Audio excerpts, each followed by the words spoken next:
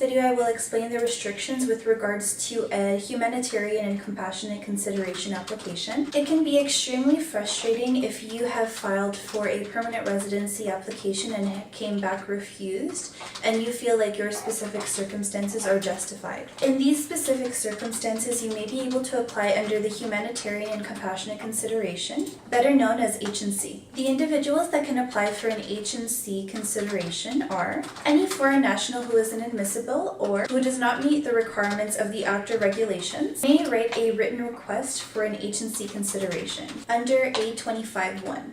Some of the restrictions of applications for H&C consideration include certain persons who have an outstanding H&C request, inadmissibilities for which an exception cannot be requested, persons who are, were, or will become permanent residents or Canadian citizens of Canada, persons who have made a refugee claim, and many more. The purpose of H&C consideration is extremely detailed, and I will explain why. The immigration program in Canada is specifically structured to value discretion. It ultimately benefits our clients and is consistent with the objectives of the Immigration and Refugee Protection Act. Essentially, the purpose of an H&C consideration discretion is to allow flexibility to deserving cases that are not currently covered in the legislation. It is important to note that this discretion does not conflict with any other parts of the Act or regulation, but rather it is complementary of the Act and allows for enhancing the attainment of the objects in the Act. Due to the H&C consideration relying so much on discretion, what warrants relief will depend entirely on the information and the context of the specific case. The immigration officers that are analyzing H&C considerations must